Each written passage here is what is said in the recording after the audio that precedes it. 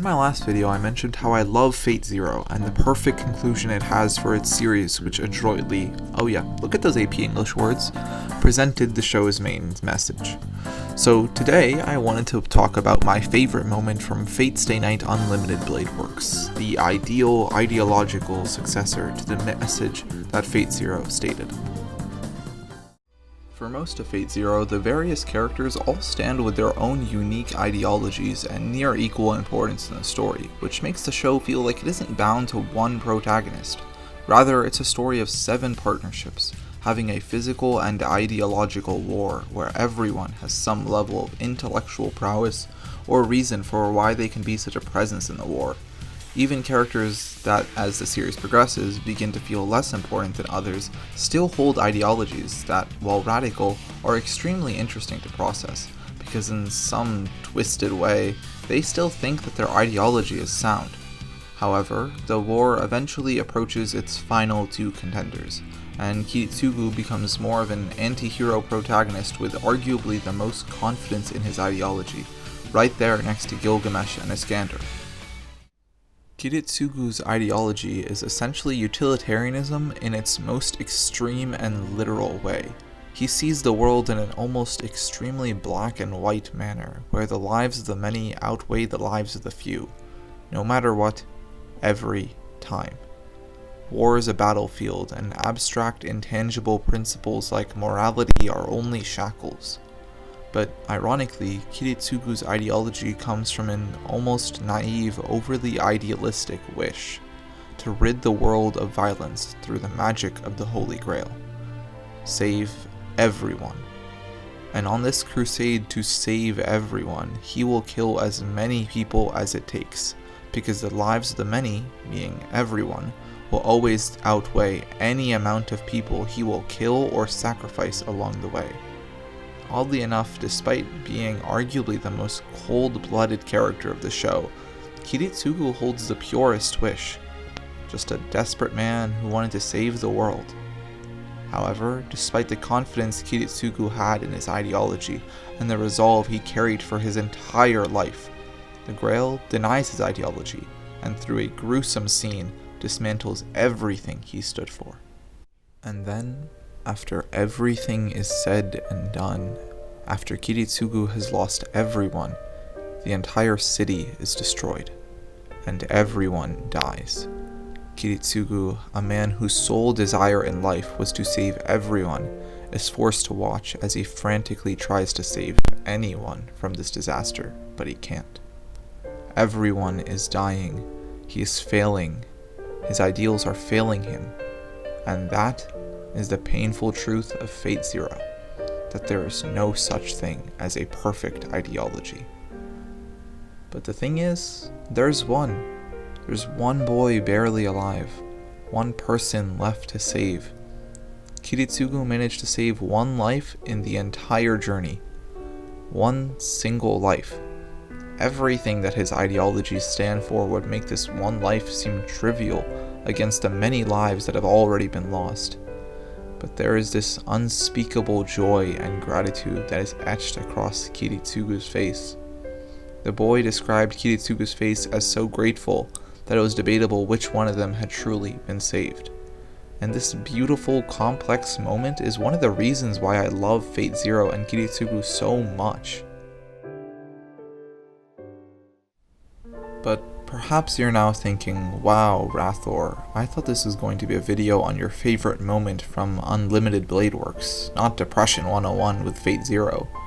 But the reason I'm telling you this is because this moment is the epitome of why UBW works as a sequel. But to understand my favorite moment, what it meant, and why it is my favorite moment, you need to understand the story of Fate Stay Night Unlimited Blade Works.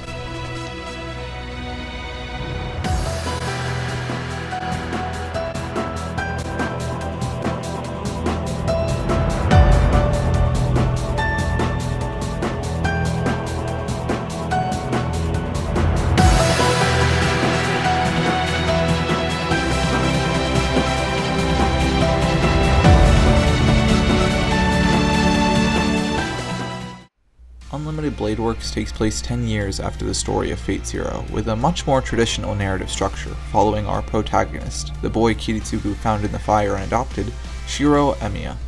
The story follows Shiro in a new Holy Grail war, where he attempts to survive alongside his servant, Saber, his fellow master, Rin Tosaka, and her servant, Archer.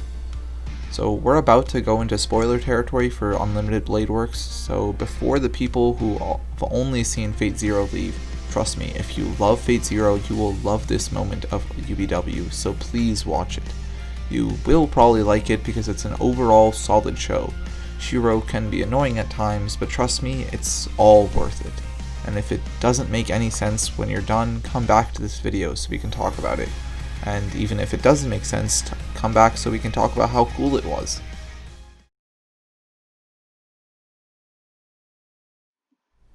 Okay, so now that it's just people who have seen the show, let's fast forward and assume you know all the big plot twists and why the characters act the way they do. You know that Shiro spends most of UBW talking about how he's going to be a hero of justice and save everyone. A lot of people don't like Shiro for a lot of reasons, and almost all of them are pretty justifiable. For most of UBW, I didn't like Shiro either. Shiro's kind of an idiot. A lot. He's painfully naive and starts off really powerless, only being a hindrance to the people around him. Going from Kiritsugu, who is a capable, ideologically resolute character with motivations that viewers can respect and understand despite how grim they were, to Shiro, who is horrible with magic and doesn't even know what the Holy Grail War is, results in a bit of necessary viewer adjustment. But this moment is why it is worth it, and if you have watched UBW, I think you know what I'm talking about by now. It's the moment during Shiro vs. Archer in the 21st episode, episode 20, Unlimited Blade Works. And if that confused you, remember there was an episode 0. This is it. When I was watching UBW, this was the exact moment I realized why UBW works. It's also where I realized this show isn't doing that shonen thing where the protagonist has a super naive ideal that shouldn't work, but because it's a shonen, every villain's entire way of life crumbles around saving people with a smile on their face, or because the protagonist will never give up on his friends. Shiro just gets his physical and ideological ass handed to him by almost every character in the show. Almost every single major character pokes some kind of flaw in Shiro's hero of justice ideology. The show knows this ideology doesn't work. It gives you a variety of moral and immoral reasons from good guys and bad guys alike as to why Shiro's ideology is just nonsensical.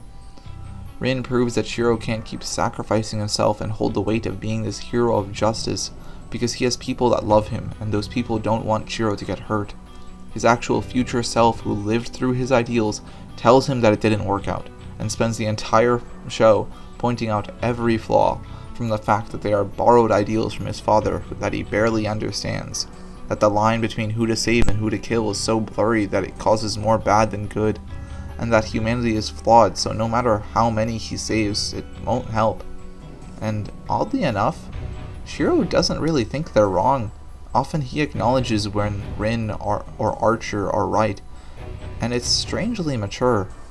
However, no matter what, he still keeps saying that he will strive to become a hero of justice. And that leads us to here, Shiro vs. Archer. This is a great episode because this is what the series really comes down to. Shiro put to the ultimate test, defeat the ultimate opponent, the living embodiment of why Shiro's ideals are wrong. The references Archer makes to himself being Shiro's ideal only further drive this 20-episode long point home that Shiro Emiya is wrong.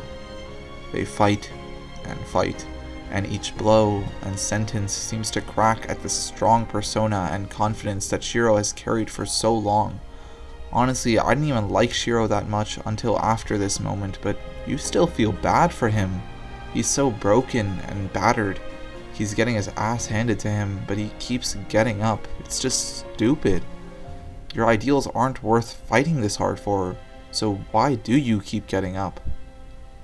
And then, the first couple notes of Last Stardust come on, and a very familiar scene of a very familiar man appears. And then I realized, Oh, now I understand you. おい、その先は地獄だぞ。これがお前の忘れたものだ。確かに始まりは憧れだったけど、根底にあったものは願いなんだよ。 It's only fitting that they show a scene of Fate Zero during this fight, because this is when I realized what the show was trying to say. Fate Zero explained that there is no such thing as a perfect ideology, so Unlimited Blade Works works as a sequel because it says that it's okay to not have a perfect ideology. Shiro's ideals are intentionally easily refutable, but the point of Unlimited Blade Works is that in a world where there is no perfect ideology, it's okay to have an imperfect ideology as long as you have the conviction to stay true to it. Shiro's ideals are fake, secondhand, and logically hollow. So what? Yeah, Shiro is following these ideals because of his admiration for Kiritsugu, but do you remember what brought Kiritsugu's pure moment of bliss?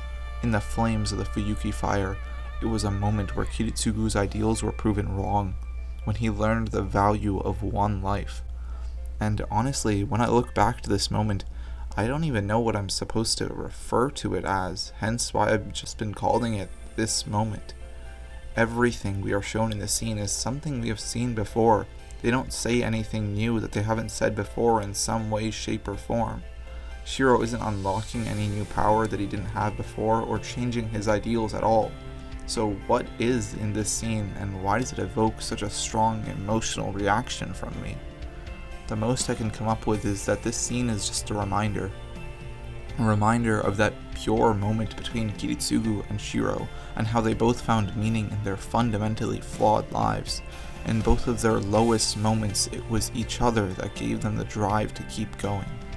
And then, to symbolize this pure, beautifully flawed connection that Shiro and Kiritsugu have, they show Avalon, a living piece of Kiritsugu and Fate Zero that is still with Shiro today.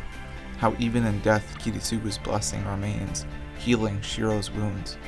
And once I realized the connection to Fate Zero, Kiritsugu, and why Shiro is written the way he was, I realized, holy shit, I love Unlimited Blade Works. 体は貴様。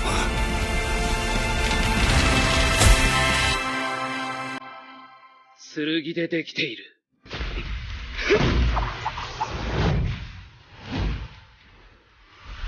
お前には負けられない。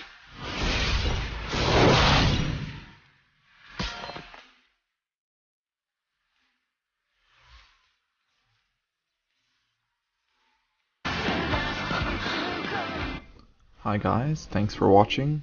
Feel free to like if you liked the video, and subscribe if you want to see more content, and maybe follow me on Twitter. The link is in the description below, and I might be doing some more posting and stuff on there with just my random thoughts, but obviously that's up to all of you. I do just want to say thank you to everyone that watched this video. It's been an absolute pleasure, and I hope to see you all next time.